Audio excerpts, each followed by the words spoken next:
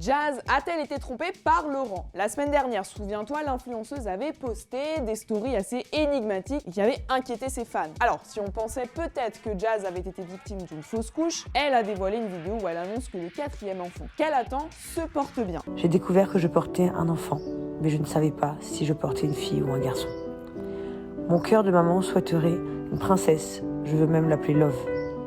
Mais notre Seigneur avait un tout autre plan.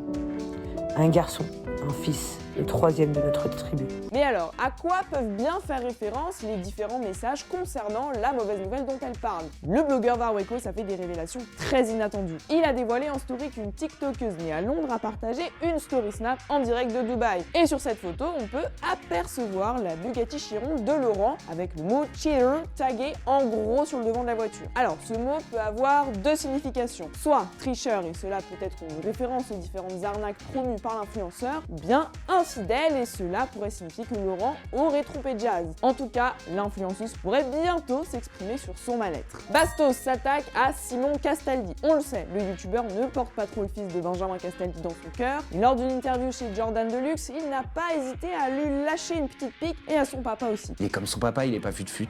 Oh non! Si.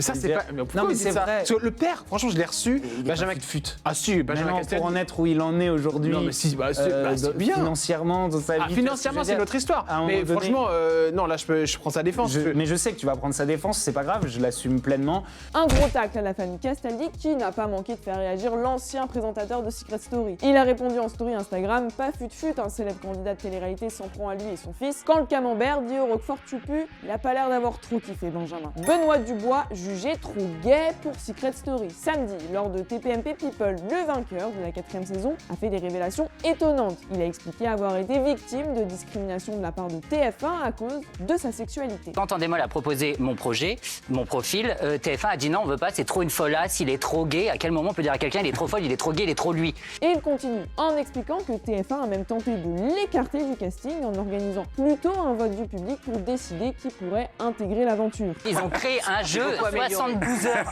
avant sur Internet pour que ce soit le public qui me valide, pour pas qu'ils prennent la responsabilité de faire rentrer la folasse. Des révélations très choquantes de la part de Benoît, mais bon, petite victoire vu qu'il avait remporté la saison 4 de Secret Story. Mauvaise nouvelle du côté de Netflix, la 2e saison de Lockwood & Co a été annulée. La série, mettant en avant des ados chasseurs de fantômes, ne reviendra pas, bien que le premier opus avait été très bien accueilli sur la plateforme en janvier dernier. La société de production Complete Fiction a annoncé la nouvelle dans un communiqué. Et s'ils regrettent la nouvelle, les producteurs se disent quand même fiers de cette série. Encore une annulation du côté de Netflix qui ne risque pas de ravir les fans. On se retrouve très vite sur Melty pour ta dose d'actu pop culture.